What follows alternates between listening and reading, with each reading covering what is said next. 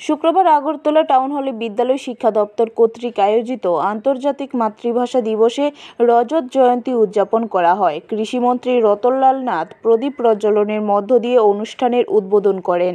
মন্ত্রী রতনলাল নাথ বক্তব্য রেখে বলেন, মাতৃভাষার প্রতি আগ্রহ তৈরি করতে অভিভাবকদের গুরুত্বপূর্ণ ভূমিকা রয়েছে।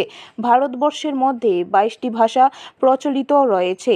আগামী দিন ককবরক ভাষাকে সরকারি ভাষার অন্তর্ভুক্ত করার জন্য চেষ্টা করছে রাজ্য সরকার।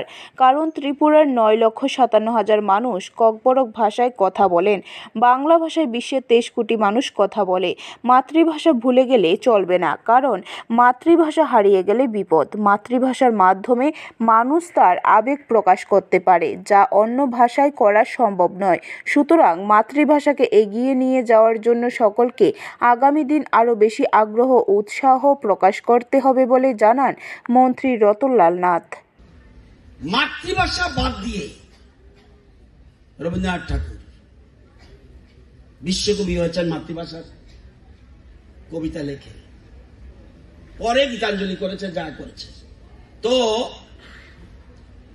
মাতৃভাষাকে বাদ দিয়ে কেউ যদি মনে করে ইংরেজি শিখতে না করিনি আমি, এবং আন্তর্জাতিক মাতৃভাষা দিবসটি হলো নিজের ভাষাকে আপনার সমৃদ্ধ করুন, অন্য ভাষাকে সাহায্য করুন সমৃদ্ধ হওয়ার জন্য, এবং এটাই আমাদের মূল বিষয়। এই জন্য আন্তর্জাতিক, এবং এটার জন্য সবচেয়ে ক্রেডিট যদি কেউ নেয় বাংলা।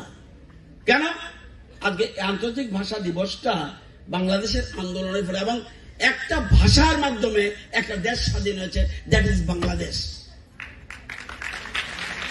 অন্যান্য মুভমেন্টে শ্রমিক আন্দোলন হয়েছে, দেশ স্বাধীন হয়েছে, অন্য মুভমেন্টে দেশ স্বাধীন হয়েছে, শুধু ভাষা আন্দোলনের মাধ্যমে একটা দেশ স্বাধীন হয়েছে, দ্যাট ইজ বাংলাদেশ।